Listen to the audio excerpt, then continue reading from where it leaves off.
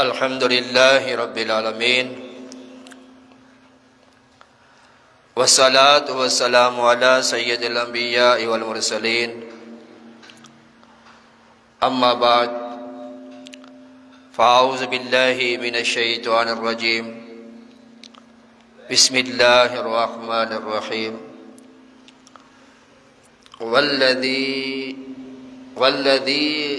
والذین یکنزون الذهب والفضة ولا ينفقونها في سبيل الله فبشرهم بعذاب أليم يوم يحمى عليها في نار جهنم فتكوى بها جباههم وجنوبهم وظهورهم هذا ما كنزتم لأنفسكم فذوقوا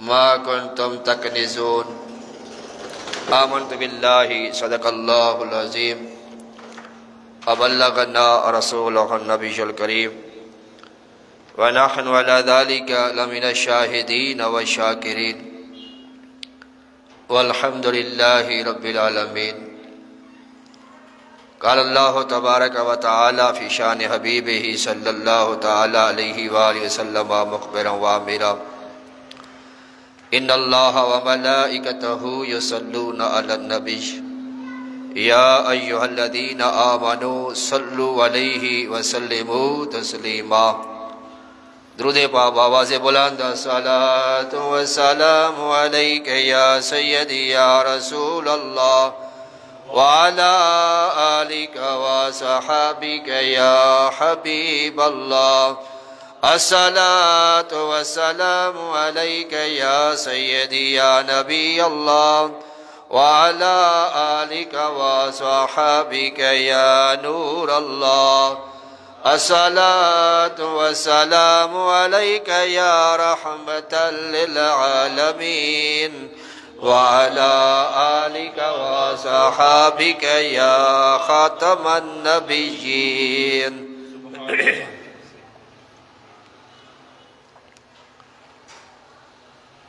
مرحبا صد مرحبا پھر آ گیا رمضان ہے مرحبا صد مرحبا پھر آ گیا رمضان ہے کھل اٹھے مرجھائی دل تازہ ہوا ایمان ہے آج رمضان المبارک 1445 ہجری کا چوتھا روزہ ہے بے شمار عظمتیں بے شمار برکتیں بے شمار اس کے اندر فضیلتیں ہیں اللہ تبارک و تعالی ہمیں اس کی قدر کرنے کی توفیق عطا فرمائے آمین ایک مرتبہ حضور صلی اللہ تعالی علیہ وآلہ وسلم جب منبر پر جلوہ فروز ہونے لگے تو آپ نے پہلے زینے پہ قدم رکھا فرمایا آمین دوسرے زینے پر قدم رکھا فرمایا آمین تیسرے زینے پہ قدم رکھا فرمایا آمین صحابہ کرام علیہ رضوان بڑے حیران ہوئے سرکار صلی اللہ علیہ وسلم کے نماز ادا فرمانے کے بعد صحابہ کرام نے عرض کیا یا رسول اللہ صلی اللہ علیہ وسلم جب آپ جلوہ افروز ہونے لگے تو آپ نے 3 مرتبہ آمین کہا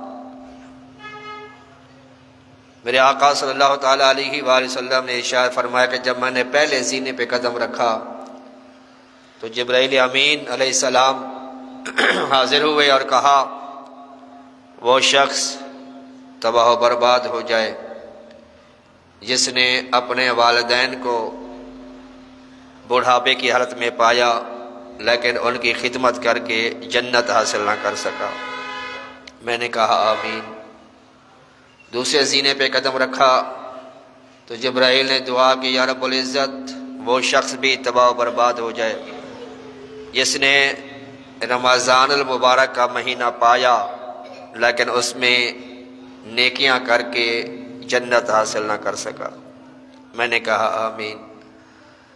تیسرے زینے پہ قدم رکھا، جبرائیل نے اللہ کی بارگاہ میں دعا کی، یا رب العزت وہ شخص بھی تباہ و برباد ہو جائے کہ جس کے سامنے تیرے محبوب دانائے غیوب صلی اللہ تعالیٰ علیہ وآلہ وسلم کا ذکر خیر ہو، ان کا نام اقدس لیا جائے اور وہ آقا دو عالم صلی اللہ تعالیٰ علیہ وسلم پہ درود نہ بھیجے۔ تو میں نے کہا آمین۔ حضور نبی کریم صلی اللہ تعالیٰ علیہ وسلم کا جب بھی نام اقدس آئے ہمیں کم از کم صلی اللہ علیہ وآلہ وسلم کہنا چاہیے۔ اگر کوئی نام لکھ رہے ہیں تو وہاں بھی کوشش کیا کریں کہ صلی اللہ علیہ وآلہ وسلم پورا لکھا کریں۔ سواد ڈالنا یا سلام لکھ دینا یہ منع ہے۔ اللہ تعالی ہمیں کثرت کے ساتھ درود و سلام پڑھنے کی توفیق عطا فرمائے۔ اللہ تبارک و تعالی اس ماہ مقدس میں ہمیں زیادہ سے زیادہ نیک اعمال کر کے اپنی بخشش کا سامار کرنے کی توفیق عطا فرمائے۔ اللہ تبارک و تعالی ہمیں اپنے والدین کا احترام کرنے کی، ان کا ادب کرنے کی، ان کی تعظیم بجا لانے کی اللہ تعالی ہم سب کو توفیق عطا فرمائے۔ سورۃ توبہ کی آیت نمبر 34 اور 35 تلاوت کی ہے، جس میں اللہ تبارک و تعالی ارشاد فرماتا ہے والذین یکنزون الذھب والفضة، اور وہ کہ جو جوڑ کر رکھتے ہیں سونا اور چاندی، ولا ينفقونها فی سبیل اللہ، اور اللہ کی راہ میں خرچ نہیں کرتے، فبشرہم بعذاب علیم، انہیں خوشخبری سناؤ دردناک عذاب کی، یوم یحما علیہا فی نار جہنم، جس دن وہ تپایا جائے گا جہنم کی آگ میں، فتکوا بہا جباہہم وجنوبہم وظہورہم، پھر اس سے داغیں گے ان کی پیشانیاں اور کروٹیں اور پیٹھیں۔ ھذا ما کنزتم لانفسکم، یہ ہے وہ جو تم نے اپنے لیے جوڑ کر رکھا تھا، فذوقوا ما کنتم تکنزون، اب چکھو مزہ اس جوڑنے کا۔ حضور نبی کریم صلی اللہ تعالیٰ علیہ وآلہ وسلم نے ارشاد فرمایا اسلام کی بنیاد 5 باتوں پر ہے۔ اس بات کی گواہی دینا کہ اللہ تعالیٰ کے سوا کوئی معبود نہیں، عبادت کے لائق نہیں، اور محمد صلی اللہ علیہ وآلہ وسلم اس کے رسول ہیں۔ نماز قائم کرنا، زکوٰۃ ادا کرنا، حج کرنا اور رمضان کے روزے رکھنا۔ اس حدیث مبارکہ میں نماز کے بعد جس عبادت کا ذکر ہے وہ زکوٰۃ ہے۔ قرآن مجید کے بے شمار آیات مقدسہ میں زکوٰۃ ادا کرنے والوں کی تعریف اور نہ دینے والوں کی مذمت بیان کی گئی ہے، لہٰذا اس عبادت کی ادائیگی، اس کے فضائل پانے اور عدم ادائیگی کے نقصانات سے بچنے کے لیے زکوٰۃ کے شرعی مسائل کا سیکھنا فرض ہے، مگر افسوس کہ علم دین نہ ہونے کی وجہ سے ہمیں زکوٰۃ کے مسائل کا علم نہیں ہوتا، حالانکہ ہم پر زکوٰۃ فرض ہو چکی ہوتی ہے، ہمارے پاس ایسا مال آ چکا ہوتا ہے جس پر زکوٰۃ واجب ہوتی ہے، لیکن ہمیں اس کا کوئی احساس نہیں ہوتا۔ زکوٰۃ کی اہمیت کا اندازہ اس بات سے لگایا جا سکتا ہے کہ قرآن مجید میں نماز کے ساتھ تقریباً 82 مقامات پر اللہ تعالیٰ نے زکوٰۃ کے بارے میں بیان فرمایا ہے۔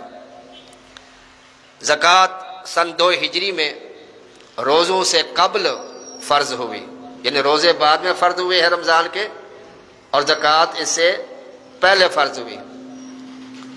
اس کا انکار کرنے والا دائرہ اسلام سے خارج ہوتا ہے۔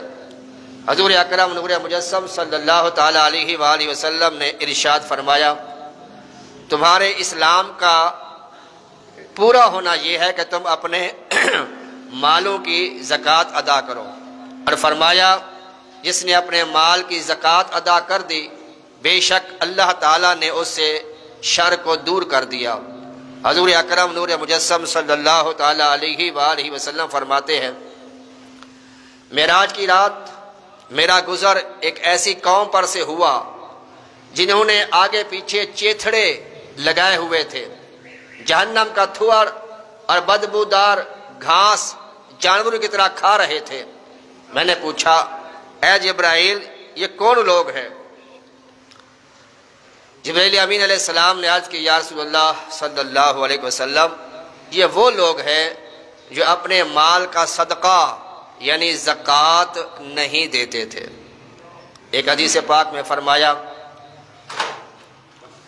زکوٰۃ نہ دینے والے اللہ تعالیٰ کے یہاں یہود و نصارہ کی طرح ہے، اور فرمایا اس شخص کے لیے خوشخبری ہے جس نے زکوٰۃ عشر ادا کیا اور جس پر قیامت اور زکوٰۃ کا عذاب نہ ہوگا۔ جس نے اپنے مال کی زکوٰۃ ادا کی اللہ تعالیٰ نے اسے عذاب قبر اٹھا لیا، جہنم کو اس پر حرام کر دیا، اس کے لیے بغیر حساب جنت واجب فرما دی، اور قیامت کے دن اس سے پیاس کو اللہ تعالیٰ نے ختم کر دیا۔ ایک حدیث پاک میں میرے آقا صلی اللہ تعالیٰ علیہ وآلہ وسلم نے ارشاد فرمایا قیامت کے دن فقراء اغنیاء کے لیے ہلاکت کا سبب بن جائیں گے۔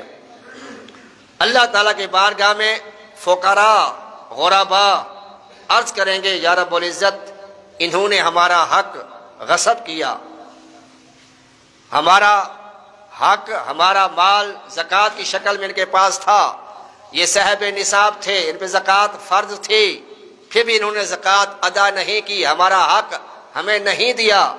تب اللہ تعالیٰ ارشاد فرمائے گا آج میں تمہیں اپنے جوار رحمت میں جگہ دوں گا، اور انہیں جنہوں نے زکوٰۃ ادا نہ کی ہوگی ان کے بارے میں فرمایا کہ آج میں ان لوگوں کو اپنی رحمت سے محروم کر دوں گا۔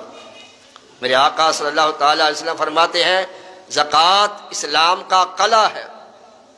اللہ تعالیٰ قرآن مجید میں ارشاد فرماتا ہے وَلَا يَحْسَبَنَّ الَّذِينَ يَبْخَلُونَ بِمَا آتَاهُمُ اللَّهُ مِنْ فَضْلِهِ هُوَ خَيْرٌ لَّهُمْ بَلْ هُوَ شَرٌّ لَّهُمْ سَيُطَوَّقُونَ مَا بَخِلُوا بِهِ يَوْمَ الْقِيَامَةِ، اور جو لوگ ہمارے فضل سے عطا کردہ مال میں بخل کریں وہ اسے اپنے لیے بہتر نہ سمجھیں بلکہ یہ ان کے لیے مصیبت ہے، ان قریب قیامت کے دن انہیں توق بنایا جائے گا۔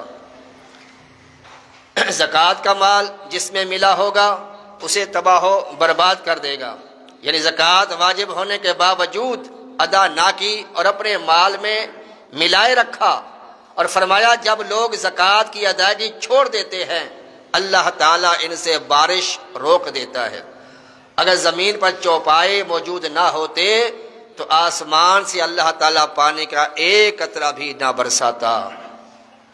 اور زکوٰۃ نہ دینے والے پر رسول اللہ صلی اللہ تعالی وسلم نے لعنت فرمائی، فرمایا جس کو اللہ نے مال دیا اور وہ اس کی زکوٰۃ ادا نہ کرے قیامت کے دن وہ مال گنجے سانپ کی شکل میں اس پر مسلط کیا جائے گا اور اس کے گلے کا توق بنا دیا جائے گا۔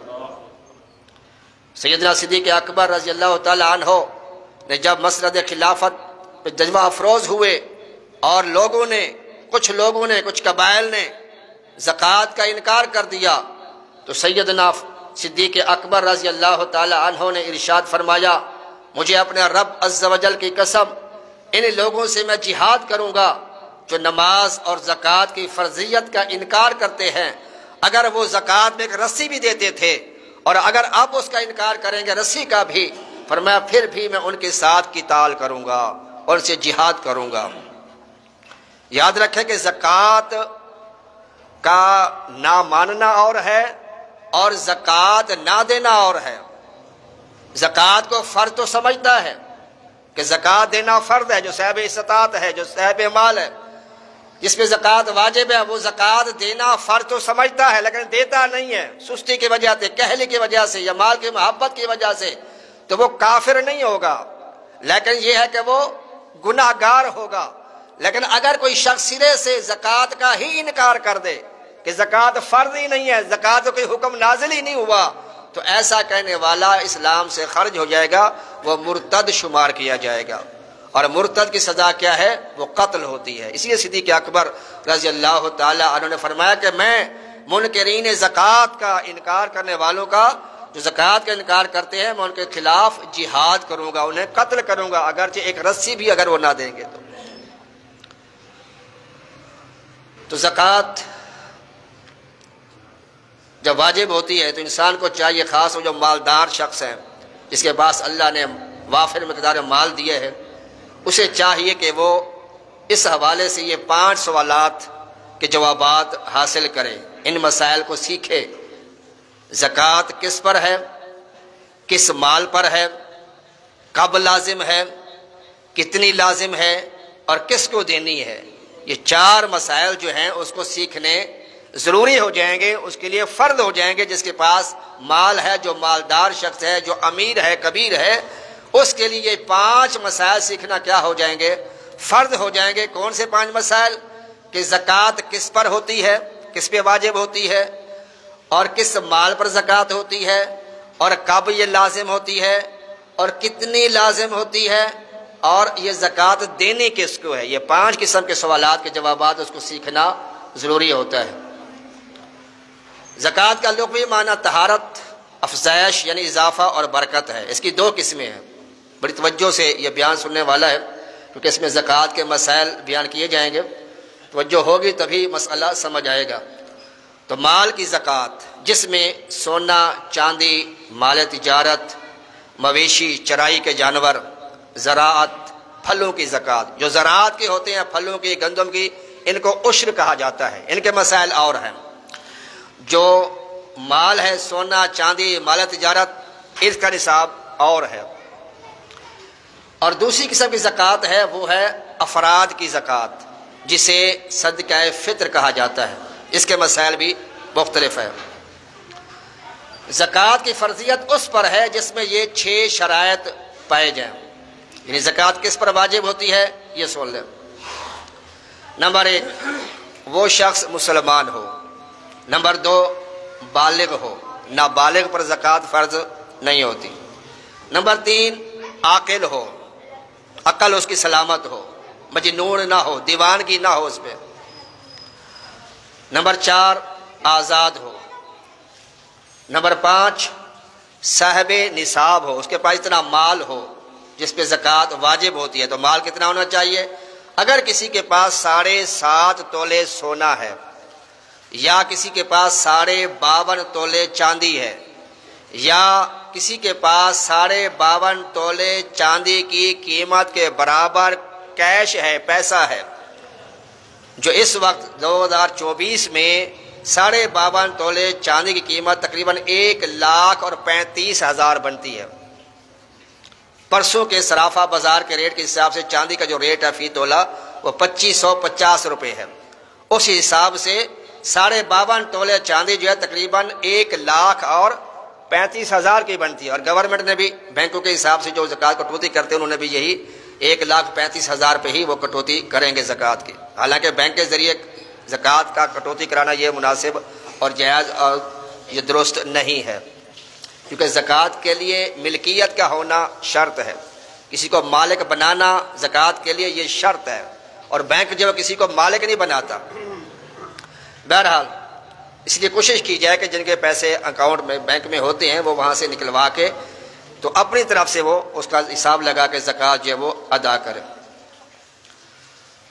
تو مالک کے نصاب ہو، 7.5 تولے سونا ہو، یا 52.5 تولے چاندی ہو، یا 52.5 تولے چاندی کی قیمت اس کے برابر پیسے اس کے پاس ہوں، اور اس پر سال گزر جائے، اس پر زکوٰۃ جو ہوتی ہے وہ واجب ہوتی ہے۔ یا اتنی مالیت کا مال تجارت ہو جو حاجات اصلیہ سے فارغ ہو، گھر میں کوئی سامان ہے یا تجارت کا مال ہے، اس پہ جو ضروری، مثال کے طور پر رہنے کا گھر یہ اس کی ضرورت ہے، پہننے کے کپڑے، سواری، علم دین کی کتابیں، پیشے کے اوزار، ٹیلی فون، کمپیوٹر، موبائل، یہ حاجات اصلیہ میں شامل ہیں، ان کی قیمت جو ہے وہ اس میں شامل نہیں کی جائے گی۔ ہاں جن کا کل مال ہی حرام کا ہو، اس کی ساری کمائی جو وہ حرام کی ہو، سودی کاروبار کرتا ہو، رشوت کا سارا پیسہ ہو، تو اس کے جتنے لاکھوں کروڑے بھی ہو جائیں تو اس پر زکوٰۃ نہیں ہوتی، کیونکہ زکوٰۃ کس پہ ہوتی ہے؟ جو حلال مال ہوتا ہے، جو طیب مال ہوتا ہے، اس پہ زکوٰۃ جو ہوتی ہے وہ، کیونکہ حرام مال کا یہ بندہ خود مالک نہیں ہوتا۔ اور حرام مال کی بھی دو قسمیں ہیں، ایک وہ مال جو چوری کے ذریعے حاصل کیا جائے، رشوت کے ذریعے حاصل کیا جائے، یا کسی کا مال چھینا جائے، غصب کر کے مال لیا جائے، جو یہ مال حرام کہلاتا ہے۔ اس مال کا وہ بندہ مالک نہیں ہوتا، جب یہ مال کا مالک ہی نہیں ہے تو اس پر زکوٰۃ بھی نہیں ہوگی۔ اور دوسری قسم کا حرام مال وہ ہوتا ہے جو کسی عقد فاسد سے حاصل کیا ہو، یعنی کسی ایسے غیر شرعی کام پہ اجرت لی ہو۔ موٹی سی مثال، اگر اب میں مسئلہ بیان کروں تو لوگ ہو سکتا ہے بہت سے غصے بھی ہو جائیں، لیکن مسئلہ تو مسئلہ شرعی، جو غیر شرعی کام ہے، مثال کہ داڑھی منڈانا، یہ غیر شرعی ہے، داڑھی کو ایک مٹھی سے گھٹانا یہ غیر شرعی ہے، اس پہ جو اجرت لے گا یہ اس کے لیے جائز نہیں ہے، اس مال کا وہ مالک شرعی طور پر نہیں ہوگا، لہٰذا اس سے بھی ہمیں بچنا چاہیے۔ دوسرا یہ کہ نصاب اس کے قبضے میں ہو، مال اس کے پاس موجود ہو، اور یہ مال جو ہے حاجات اصلیہ سے اس کا فارغ ہو، نصاب اس کا جو مال ہے وہ قرضے سے بھی فارغ ہو، قرضہ اتارنے کے بعد اگر اس کے پاس اتنا پیسہ بچتا ہے، اتنا مال بچتا ہے تو پھر اس پر جو ہے وہ زکوٰۃ لگے گی، اور اس پر 1 سال گزرنا بھی شرط ہے، 1 سال گزرنا بھی شرط ہے۔ مثال کسی کے پاس اتنا مال ہے، 12 ربیع الاول کو اس کے پاس وہ مال کے نصاب ہوا، پھر پورا سال گزر گیا، اگلا 12 ربیع الاول آ گیا تو اس پر زکوٰۃ کیا ہوگی؟ اس مال پر فرض ہوگی، یعنی وہ اسلامی سال مراد ہے، انگریزی سال کے 365 دن اور 6 گھنٹے، جو انگریزی سال ہے نا، عیسوی سن جیسے 2024 ہے، تو جو عیسوی سن ہے یہ ہوتا ہے 365 دن اور 6 گھنٹے کا، 6 گھنٹے کا، اس لیے 4 سال کے بعد اس میں 1 دن کا اضافہ کیا جاتا ہے۔ فروری جو ہوتا ہے 28 دن کا ہوتا ہے، لیکن 4 سال کے بعد اس میں 29 کا اضافہ، یہ 29 دن کا ہو جاتا ہے، جیسے یہ 2024 ہے، جو سال سن 4 پہ تقسیم ہوگا وہ فروری کا مہینہ 28 کی بجائے 29 دن کا ہوگا، کیونکہ یہ 4 سال کے بعد 4 کو 6 سے ضرب دے کتنے بن گئے؟ 24 گھنٹے بن گئے، لہٰذا 1 دن کا پھر اس میں اضافہ کیا جاتا ہے فروری کے اندر۔ جیسے اس سال ہمارا یہ فروری جو ہے وہ 29 کا کیا ہے، تو ہر 4 سال کے بعد اس کی یہ روٹین ہوتی ہے کہ یہ 1 دن بڑھایا جاتا ہے، کیونکہ یہ انگریزی سال جو ہے عیسوی سن یہ 365 دن اور 6 گھنٹے کا ہوتا ہے، اور جو چاند والا سال ہے، قمری سال، اسلامی سال، یہ 355 دن کا ہوتا ہے، یہ 10 دن سمجھنے کے کم ہوتا ہے۔ اور شاید آپ نے یہ غور کیا ہو کہ جو پچھلے سال، جو اس سال رمضان میں روزہ آتا ہے وہ اگلے سال وہ 10 دن پہلے آتا ہے، 10 دن یا 11 دن کا گیپ اس میں ہوتا ہے۔ پچھلے سال غالباً 23 مارچ کو روزہ تھا، 23 مارچ کو پہلا روزہ تھا، اور اس دفعہ 12 جو ہے وہ مارچ کو ہوا، یہ 10-11 دن کا گیپ ہوتا ہے، وہ پچھلے سال 10 دن پیچھے چلا جاتا ہے۔ تو یہ سال جو ہے اسلامی سال جو ہے وہ گزرنا اس پر شرط ہے۔ اور یہ بات بھی ذہن نشین رہے کہ زکوٰۃ کا معاملہ ہرگز عام خیرات کی طرح نہیں کہ دے دی تو اچھی بات ہے، نہیں دی تو کوئی بات نہیں، بلکہ یہ مالی عبادت ہے، قرآن و حدیث کی روح سے اس کی ادائیگی فرض ہے، یہ غریبوں کا حق ہے، ان کی عزت نفس کو مجروح کیے بغیر ان تک حق پہنچانا یہ ضروری اور لازمی ہے۔ پہلے میں نے آپ کو حدیث پاک سنا دی کہ روز قیامت اللہ تعالیٰ کی بارگاہ میں یہی غریب فقراء غرباء جو ہیں اللہ کی بارگاہ میں ان امیروں کے بارے میں سوال کریں گے، یا رب العزت انہوں نے ہمارا حق کھایا، یعنی یہ مالک نصاب ہونے کے باوجود ان پہ زکوٰۃ فرض ہوتی تھی، اور ان کے مالوں میں زکوٰۃ کی شکل میں ہمارا مال ہوتا تھا ان کے پاس، انہوں نے زکوٰۃ ادا نہیں کی، ہمیں مال نہیں دیا، ہمارا حق ہمیں نہیں دیا، لہٰذا ان کے بارے میں پوچھ گچھ کر، تو اللہ تعالیٰ فرمائے گا کہ اے غریبو، اے مسکینو، آج میں تمہیں عزت کا تاج پہناؤں گا اور اپنے عرش کا سایہ عطا کروں گا، اور ان امیروں کو جنہوں نے زکوٰۃ واجب ہونے کے باوجود زکوٰۃ نہیں دی تھی، تمہیں مال نہیں دیا تھا، ان پر اپنا عذاب مسلط کروں گا۔ تو یہ زکوٰۃ بہت ہی اہم فریضہ ہے، جس پر زکوٰۃ فرض ہوتی ہے اسے اس کے مسائل سیکھنے چاہیے، پوچھنا چاہیے کہ میرے پاس اتنا مال ہے، کیا اس پر زکوٰۃ فرض ہوگی یا نہیں ہوگی، یا کس طرح دینی ہے، کس کو دینی ہے، ساری معمولات اس کو سیکھنی چاہیے۔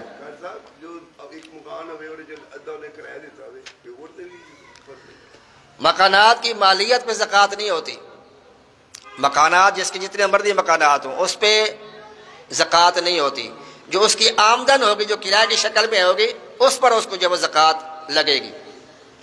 اور زکوٰۃ کے لیے نقد رقم دینا بھی ضروری نہیں ہے، اگر کیش نہیں دے سکتے کوئی بھی چیز مارکیٹ ویلیو کے حساب سے زکوٰۃ میں دی جا سکتی ہے۔ مثلا میری زکوٰۃ 10,000 روپے بنتی ہے تو میرے پاس سوٹ پڑے ہوئے ہیں جو مارکیٹ ویلیو میں ایک سوٹ 2500 کا ہے، تو میں جتنے سوٹ دوں گا 4 سوٹ دوں گا تو یہ کتنے بن جائیں گے، 10,000 کے بن جائیں گے، تو میں 4 سوٹ دوں گا تو میری زکوٰۃ بھی ادا ہو جائے گی۔ اسی طرح شربت یا اناج یا برتن وغیرہ بھی مارکیٹ ویلیو کے حساب سے اتنے رقم کے حساب سے جو وہ بندہ زکوٰۃ میں دیے جا سکتے ہیں، لیکن کیش دینا زیادہ مناسب ہوتا ہے تاکہ دوسرا ضرورت مند کسی اور کام میں بھی جس میں اس کو حاجت ہوتی ہے اس میں وہ استعمال کر سکے۔ ہاں ہو سکتا ہے کہ جس کو آپ برتن دے رہے ہیں، جس کو آپ شربت دے رہے ہیں، جس کو آپ جو ہے وہ کپڑے دے رہے ہیں، اس کو حاجت نہ ہو، اس بیچارے کے پاس بل اتنا مہنگا آ گیا اور بل دینے کے لیے پیسے نہ ہو، تو جب کیش دیں گے تو اپنی ضرورت کو پورا بھی کر لے گا، لہذا کیش دینا زیادہ مناسب ہوتا ہے۔ حضور اکرم صلی اللہ تعالیٰ علیہ وآلہ وسلم نے ارشاد فرمایا، بلکہ آپ کے پاس 2 عورتیں آئیں جنہوں نے سونے کے کنگن پہنے ہوئے تھے، تو حضور نبی کریم صلی اللہ تعالیٰ علیہ وآلہ وسلم نے ارشاد فرمایا، کیا تم ان کی زکوٰۃ ادا کرتی ہو؟ عرض کہ یا رسول اللہ نہیں ادا کرتی۔ میرے آقا صلی اللہ تعالیٰ علیہ وسلم فرمایا، تحبانی ان یصورکم اللہ بسوارین من نار، کیا تم اس بات کو پسند کرتی ہو کہ اللہ تعالیٰ کل بروز قیامت تمہیں آگ کے کنگن ہاتھوں میں پہنائے؟ تو انہوں نے عرض کہ یا رسول اللہ یہ تو ہم کبھی بھی نہیں چاہتی کہ ہمیں آگ کے کنگن پہنائے جائیں، تو میرے آقا فرمایا فأدی یا زکاتن، پھر اس کی زکوٰۃ ادا کرو۔ جو عورتیں زیور پہنتی ہیں اس پر بھی زکوٰۃ لگتی ہے، جو رکھا ہوا اس پر بھی زکوٰۃ لگتی ہے، اگر وہ 7.5 تولے سونا ہے یا اس سے زیادہ ہے، تو اس سے کم ہے تو اس پر زکوٰۃ نہیں ہوتی۔ جہیز چونکہ عورت کی ملک ہوتا ہے لہذا عورت اس کی زکوٰۃ دے گی۔ شوہر نے بیوی کو زیور بنوا کر دیا مگر ملکیت نہ دی تو اب شوہر کے ذمہ زکوٰۃ ہوگی بیوی کے ذمہ، کیونکہ شوہر مالک ہے بیوی مالک نہیں ہے، ابھی اس نے اس کی ملکیت میں دی نہیں ہے۔ لگا کسی شوہر نے وہ زیور جو ہے عورت کی ملکیت میں دے دیا ہے تو اب شوہر پر لازم نہیں ہوگی بلکہ اس عورت پر زکوٰۃ دینا جو ہے وہ لازم ہوگی۔ رہن رکھے گا زیور، ان کی زکوٰۃ نہ رکھنے والے پر ہے نہ رکھوانے والے پر، کیونکہ رکھنے والے کی ملک نہیں ہے اور رکھوانے والے کے وہ قبضے میں نہیں ہے، مال اگر قبضے میں نہیں ہے تو اس پر بھی زکوٰۃ نہیں ہوتی۔ مکان بنانے کے لیے جو رقم جمع کر رکھی ہے اس پر بھی زکوٰۃ فرض ہے۔ کسی نے پلاٹ لینا ہے، سوچا کہ فلانے کا پلاٹ لوں گا، پیسے اکٹھے کیے ہوئے ہیں، اس پر بھی سال گزرے گا تو اس پر بھی زکوٰۃ لگے گی۔ اسی طرح حج اور عمرے کے حوالے سے رقم اکٹھی کی ہوئی ہے اور اس پہ سال گزر گیا تو اس پر بھی زکوٰۃ دینا ہوگی۔ ہاں اگر آپ نے حج کے لیے رقم بینک کو جمع کرا دی ہے اور آپ کا نام فائنل ہو گیا ہے، یہ سمجھے کہ وہ قرآن داد میں نام نکل آیا ہے کہ آپ نے اب حج پہ جانا ہے، اب وہ آپ کے جیب سے ملکیت سے پیسے نکل گئے، جب آپ کا نام حج کے لیے فائنل ہو گیا کہ آپ نے جانا ہے، قرآن اندازی میں نام نکل آ گیا، تو اب وہ آپ کی جیب سے، آپ کے ہاتھ سے، آپ کی ملکیت سے پیسے نکل گئے، لہٰذا اب اس پر جو وہ زکوٰۃ نہیں ہوگی۔ اگر آپ کا نام فائنل نہیں ہوا، آپ کے قرآن اندازی میں نام نہیں نکلا اور آپ کو کنفرم نہیں پتا کہ میں حج پہ جاؤں گا کہ نہیں جاؤں گا، تو اس پر جو زکوٰۃ پھر وہ لگے گی۔ مال تجارت کی زکوٰۃ اس پر ہے کہ اگر مال بیچنے کی نیت سے خریدا اس پر زکوٰۃ ہے۔ مثلا اگر زید نے موٹر سائیکل اس نیت سے خریدی کہ اسے نفع لے کر بیچوں گا تو یہ مال تجارت ہے۔ اگر استعمال کے لیے خریدی مگر پھر استعمال کے بعد بیچنے کی نیت کر لی تو اب یہ مال تجارت نہیں ہوگا۔ پہلے جب نیت تھی تو بیچنے کی نیت تھی لہذا اس پر زکوٰۃ لگے گی، لیکن اگر وہ اس نیت سے لیتا ہے کہ یار یہ میں اپنے لیے استعمال کے لیے لے رہا ہوں، پھر کوئی حاجت پیش آ گئی، اس کو بیچنے کی ضرورت پڑ گیا، اس کو اسے وہ چیز بیچ دی، تو اب وہ اس پر جو اس نے رقم لی ہے، بیچی ہے موٹر سائیکل، حالانکہ بیچنے کی نیت سے خریدی نہیں تھی، اپنے استعمال کے لیے خریدی تھی، لہٰذا اس پر زکوٰۃ نہیں لگے گی۔ کیونکہ نیت یہ ہوگی کہ اگر وہ تجارت کی نیت سے خریدے گا پھر بیچے گا تو پھر اس پر جو ہے وہ زکوٰۃ لگے گی۔ کرائے پر دکان یا مکان لینے کے لیے ایڈوانس دیا، یہ بھی نصاب میں شامل ہوگا، اس پر بھی زکوٰۃ ہے۔ کسی کے پاس بہت سی کتابیں ہیں، ان پر زکوٰۃ نہیں ہے، جبکہ تجارت کے لیے نہ ہو، اپنے گھر کے پڑھنے کے لیے کوئی کتابیں رکھتا ہے، مہنگی سے مہنگی کتابیں، علم دینی کتابیں رکھتا ہے، جتنی مرضی مالیت کی ہو جائے تو اس پر بھی زکوٰۃ نہیں ہے۔ ہاں بیچنے کی نیت سے کتابیں، جیسے دکاندار کتابوں والے ہوتے ہیں، تجارت کا مال ہوتا ہے ان کا، تو بیچنے کی نیت سے کتابیں رکھے گا تو پھر اس پر جو وہ زکوٰۃ لگے گی۔ وہ مکانات یا دکانیں جو کرائے پر دی ہیں، چاہے ان کی ملکیت کروڑوں میں ہو، اس پر زکوٰۃ نہیں ہے، صرف ان کا کرایہ یعنی نفع پر زکوٰۃ لاگو ہوگی۔ مکان کی سجاوٹ کی اشیاء پر بھی زکوٰۃ نہیں ہے۔ اگر بیٹیوں کی شادی کے لیے رقم جمع کی اور ان کے بالغ ہونے سے پہلے ان کی ملک کر دیا تو نابالغ بچیوں پر زکوٰۃ نہیں ہوتی۔ اس لیے بچوں کے لیے جہیز کا سامان بنایا اور پھر بچی ابھی بالغ نہیں ہوئی اور سارا سامان اپنی اس نابالغ کو دے دیا تو اب اس پر زکوٰۃ نہیں ہوگی۔ اگر وہ بچی بالغ ہو چکی ہے تو مال اس کی ملکیت میں دے دیا تو اب اس لڑکی کو جو ہے زکوٰۃ دینا لازمی ہوگا۔ اب زکوٰۃ دینے کس کو ہے؟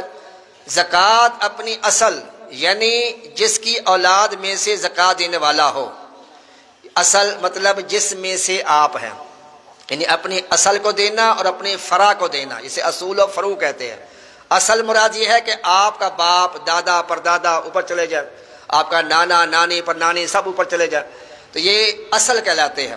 اور فرع یہ ہوتی ہے، فروع جسے کہتے ہیں جمع، وہ یہ ہے کہ جو آپ میں سے ہے، آپ کا بیٹا، پوتا، پڑ پوتا، اس طرح نواسا، نواسی، بیٹی، تو ان کو زکوٰۃ نہیں دی جا سکتی۔ جس میں سے آپ ہیں ان کو زکوٰۃ نہیں دے سکتے، ماں باپ کو زکوٰۃ نہیں دے سکتے۔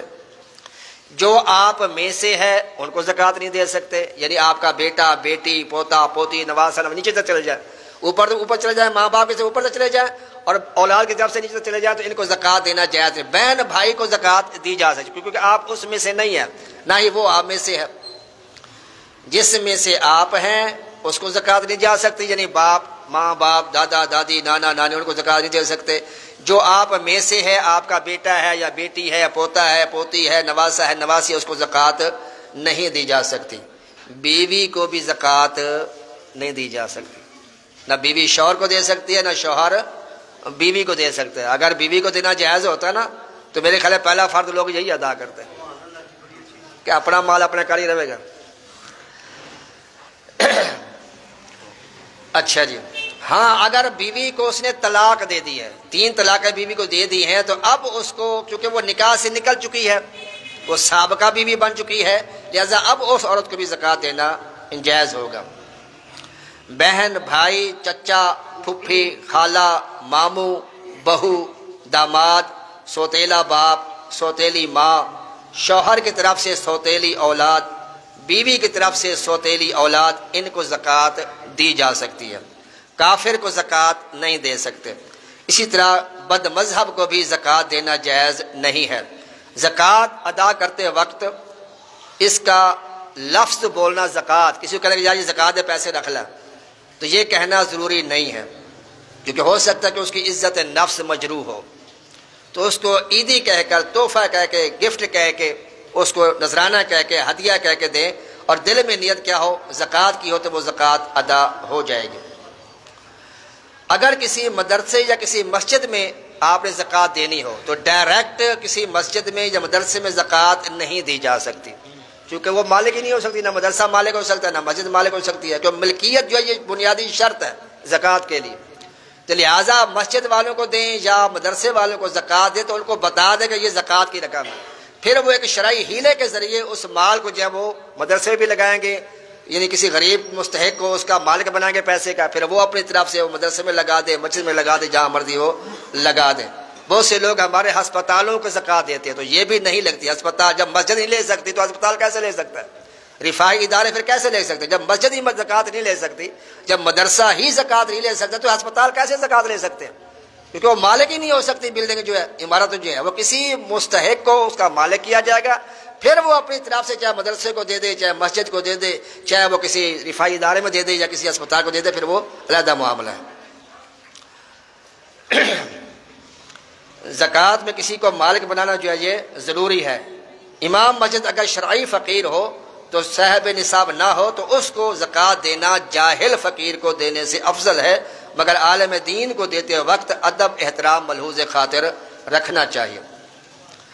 اگر رہنے کے لیے مکان دیا اور کرایہ معاف کر دیا، یعنی کسی کو کرایہ میں مکان دیا ہے، اب اس پہ کرایہ جو اتنا زیادہ چڑھ گیا اور آپ نے زکوٰۃ بھی ادا کرنی ہے، تو آپ نے اب یہ نہیں کہنا کہ یار اتنی زکوٰۃ میری بنتی تھی، تو نے اتنے میرے پیسے دینے کرایہ کے، تو لہٰذا تو کرایہ نہ دے تو میری زکوٰۃ ادا ہوگی، تو ایسی بھی زکوٰۃ ادا نہیں ہوگی۔ کیوں؟ اس لیے کہ آپ نے کیش جو ہے، رقم جو ہے اس کی ملکیت میں دی نہیں ہے، وہی بنیادی بات ملکیت والی۔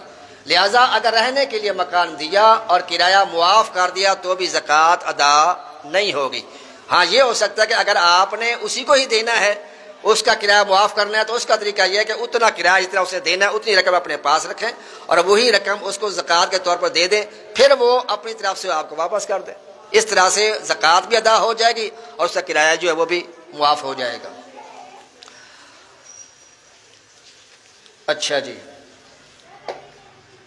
اگر کسی کو قرض دیا، کسی کو قرض معاف کر دیا، کسی نے آپ کا قرضہ دینا تھا تو آپ نے اس کو معاف کر دیا قرضہ زکوٰۃ کی شکل میں، تو بھی زکوٰۃ ادا نہیں ہوگی، کیونکہ آپ نے اس کو اس کا مالک نہیں بنایا۔ پھر وہی اسی کے طریقے سے جیسے کرایہ میں نے بتایا آپ کو، اگر اس کا معاف کرنا ہے قرضہ تو اس کو یہ ہے کہ اتنی رقم آپ اس کو دے دیں، پھر وہ آپ کو واپس لوٹا دے، اس طرح سے اس کا قرضہ بھی معاف ہو جائے گا اور آپ کی رقم آپ کے پاس واپس آ جائے گی، زکوٰۃ بھی ادا ہو جائے گی۔ زکوٰۃ کی رقم سے یتیموں کو کپڑے بنوا کر دے سکتے ہیں جبکہ انہیں اس کا مالک بنایا جائے، یعنی اگر کیش نہیں دینا چاہتے تو کسی غریب و مسکینوں کو اتنی رقم کے کپڑے بنا کر کسی کو دیے جا سکتے ہیں، لیکن ان کو اس کا مالک بنانا پڑے گا۔ اس کے علاوہ بھی اس کے بہت زیادہ مسائل ہیں۔ زکوٰۃ کے تفصیلی احکامات جو ہیں وہ بہار شریعت کے 5ویں حصے میں موجود ہیں۔ اسی طرح دعوت اسلامی کے کتاب ہے فیضان زکوٰۃ، بڑی آسان ہے، چھوٹی سی کتاب ہے۔ اسی طرح میرے شیخ طریقت اہل سنت کا زکوٰۃ کے بارے میں سوال جواب، ایک چھوٹا سا 17-18 صفحات کا وہ ہے رسالہ، کوشش کر کے یہ پڑھیں تو انشاءاللہ بہت سی معلومات، بہت سے مسائل آپ کو اس سے جو ہے وہ حاصل ہو جائیں گے۔ کیونکہ وقت ہو رہا ہے تو یہاں پر 2 اہم مسائل ذرا بیان کرنے ہیں جو رمضان شی میں ایک خاص ہوتے ہیں، اور چند دنوں سے میں اس مسجد میں دیکھ رہا ہوں، اس وجہ سے یہ ضروری ہے بیان کرنا۔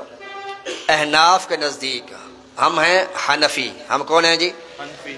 امام اعظم ابو حنیفہ رحمۃ اللہ کے مقلد ہیں، ان کی تقلید کرتے ہیں۔ داتا صاحب بھی ان کے مقلد ہیں، خواجہ غریب نواز بھی ان کے مقلد ہیں، شاہ سخی اللہ شہباز قلندر بھی ان کے مقلد ہیں، امام اعظم ابو حنیفہ کے، بابا فرید بھی ان کے مقلد ہیں۔ بڑے بڑے اجلہ اولیاء کرام جو ہیں وہ امام اعظم ابو حنیفہ کے پیروکار ہیں، ان کے مقلد ہیں، وہ سارے حنفی ہیں۔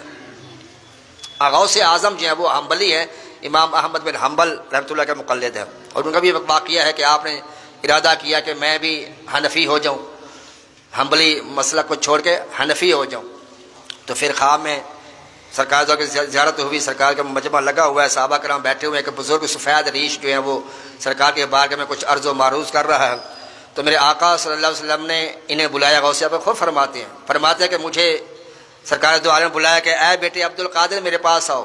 غوث پاک فرماتے ہیں کہ میں سرکار کی بارگاہ میں حاضر ہوا، تو میرے آقا صلی اللہ علیہ وسلم فرمایا کہ بیٹے عبد القادر یہ امام احمد بن حنبل ہے، اور یہ درخواست کر رہا ہے، عرض کر رہا ہے کہ یا رسول اللہ اپنے بیٹے عبد القادر کو ہو کہ وہ حنبلی مذہب کو نہ چھوڑے بلکہ میرے مذہب میں ہی رہے، حنفی نہ ہو، کیونکہ حنفیوں کے اندر تو پہلے بہت بڑے بڑے اکابر اولیاء موجود ہیں، یا رسول اللہ میرے اندر بھی تو کوئی اللہ کا مقبول بندہ موجود ہو۔ تو پھر غوث پاک فرماتے ہیں کہ سرکار کے کہنے پر میں نے پھر وہ حنبلی ہی اختیار رکھا اور حنفی نہ ہوا، تو بڑے لیکن اکثریت جو ہے وہ امام اعظم ابو حنیفہ کی ہی مقلد ہے، پوری دنیا میں سب سے زیادہ حنفی ہے۔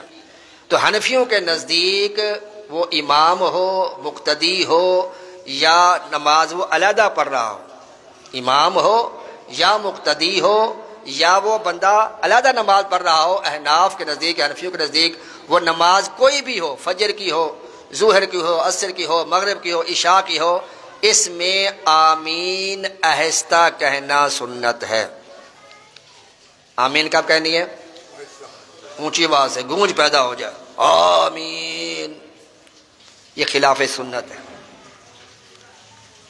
یہ کیا ہے؟ اونچی آواز سے آمین نماز کی حالت میں کہنا کیا ہے؟ خلاف سنت ہے۔ بلند آواز سے چیخ کر آمین کہنا یہ شریعت کے خلاف ہے۔ ان وائل بن حجر روایت کرتے ہیں انہ صلی مع النبی، وائل بن حجر رضی اللہ عنہ فرماتے ہیں کہ میں نے رسول اللہ صلی اللہ علیہ وسلم کے ساتھ نماز پڑھی، فلما غیر المغضوب علیہم ولا الضالین، جب حضور نبی کریم صلی اللہ تعالی علیہ وسلم نے غیر المغضوب علیہم ولا الضالین کہا، قال آمین واخفا بها صوتہ، تو سرکار نے آمین کہی لیکن اس کی آواز کو خفیف رکھا، ہلکا رکھا، آہستہ آواز رکھی۔ یہ میرے آقا خود فرماتے ہیں، میرے آقا فرماتے ہیں کہ جس کی آمین فرشتوں کی آمین سے موافقت کر گئی، مطابقت کر گئی، اللہ تعالیٰ اس کے غفر لہ ما تقدم من ذنبہ، اللہ تعالیٰ اس کے پچھلے سارے گناہوں کو معاف کر دیتا ہے۔ اب فرشتے جو ہیں وہ آمین اونچی کہتے ہیں یا ایسا کہتے ہیں؟ اس نے آواز سنی ہے فرشتوں کی؟ میرے آقا فرماتے ہیں جب امام کہتے ہیں نا غیر المغضوب علیہم ولا الضالین، تو فرشتے بھی آمین کہتے ہیں، امام بھی آمین کہتا ہے۔ میرے آقا فرماتے ہیں کہ جس کی آمین، جس مقتدی کی آمین امام کے ساتھ فرشتوں کی آمین کے ساتھ مل گئی، مطابقت کر گئی، ان کے موافق ہو گئی، میرے آقا فرماتے ہیں غفر لہ ما تقدم من ذنبہ، اللہ تعالیٰ اس کے پچھلے سارے گناہوں کو معاف کر دیتا ہے۔ تو فرشتے بھی آمین ایسا کہتے ہیں، امام بھی آمین ایسا کہتا ہے، تو مقتدیوں کی آمین اونچی کہنی چاہیے۔ ہاں جی، امام بھی آمین ایسا کہتا ہے، فرشتے بھی آمین ایسا کہتا ہے، تو مقتدیوں کی آمین ایسا کہنی چاہیے۔ تو اونچی آمین نہیں کہنا چاہیے، خلاف سنت ہے۔ ایک روایت بیان کرتے ہیں جو یہ اونچی آمین کہتے ہیں، لوگ دلیل دیں گے لو جی حرم میں تو اونچی آمین کہتے ہیں۔ بھئی حرم میں ہر بات ہمارے لیے کوئی دلیل تھوڑی ہے، یہ حجت تھوڑی ہے کہ حرم میں جو ہوتا ہے وہ وہاں تو شراب خانے کھل گئے ہیں، وہاں تو پاؤں پہ قرآن شریف دے کے رکھ کے پڑھتے ہیں، وہاں پہ کعبے کو ٹانگیں کر کے پھیلا کے لیٹے ہوتے ہیں۔ اللہ آپ کو لے جائے، اللہ تعالیٰ آپ کو محفوظ رکھے بہرحال ان کے شر سے، تو وہاں تو ایسی ایسی حرکتیں وہاں پہ ہوتی ہیں۔ تو سعودی عرب کا عمل ہمارے لیے کوئی حجت نہیں ہے۔ میرے آقا فرماتے ہیں علیکم بسنتی و سنت خلفاء راشدین، میرے آقا فرماتے ہیں تمہارے اوپر میری سنت لازم ہے اور خلفاء راشدین کی سنت لازم ہے، سعودیوں کی سنت لازم نہیں ہے ہمارے اوپر۔ اور بڑی عجیب بات ہے، کہتے ہیں جی حضور یہ آمین اونچی جب کہتے ہیں، یہ حدیث بیان کرتے ہیں، وہ بھی انہی سے ہی وائل ابن حجر، حضور صلی اللہ علیہ وسلم جب الضالین کے بعد آمین کہا وَمَدَّا بِهَا صَوْتِهِ، یہ حدیث بیان کرتے ہیں کہ حضور پاک نے جب الضالین کہا وَمَدَّا بِهَا صَوْتِهِ، تو حضور پاک نے بلند آواز سے آمین کہا۔ اب مجھے بتائیں مدہ جو ہوتا ہے، مدہ اس کا مطلب کیا ہوتا ہے؟ الف الحمد آ پڑھتے تھے نا، مد ایک شد ہوتی ہے نا ڈبلیو کی طرح، ایک مد ہوتی ہے، اس کی مطلب مد کا مطلب یہ نہیں ہوتا کہ اونچی آواز کرنا، مد کا مطلب ہوتا ہے اس کو کھینچنا، جیسے غیر المغضوب علیہم ولا الضالین، دعا کے اوپر مد ہے، اس کو کھینچنے کا حکم ہے، اس کو کہتے ہیں مد۔ مد کا مطلب بلند آواز نہیں ہے، مد کا مطلب کھینچنا، بلند آواز اس کا مطلب نہیں ہے، اس کا مطلب کھینچنا، اس کو لمبا کرنا۔ تو وہ کہتے ہیں دیکھو جی حدیث میں اب مدہ بہا صوتہ، حضور پاک نے آمین کی مد کی، آواز بلند کی، حالانکہ مد کا مطلب بلند کرنا نہیں ہوتا، مد کا مطلب ہوتا ہے اس کو کھینچنا، اس کو لمبا کرنا۔ اس لیے آمین کے اوپر بھی مد ڈلی ہوتی ہے، الف کے اوپر ایک ہوتا ہے الف اور ایک ہوتا ہے الف مد آ، عام والا عام سمجھ لو، چلو عام لکھتے ہیں نا، الف کے اوپر جو ڈلی ہوتی ہے نا اس کو کہتے ہیں مد۔ تو مد کا مطلب بلند آواز نہیں ہے، مد کا مطلب کھینچنا ہے۔ تو آمین کو جو ہے وہ کھینچ کے پڑھا جا سکتا ہے، اس کو بلند آواز سے پڑھنا جائز نہیں ہے۔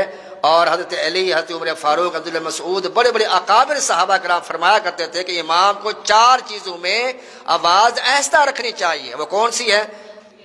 اعوذ باللہ امام آہستہ کہے گا، بسم اللہ امام آہستہ کہے گا، ثنا سبحانک اللہم، یہ امام آہستہ کہے گا، مقتدی بھی اس کو آہستہ کہیں گے.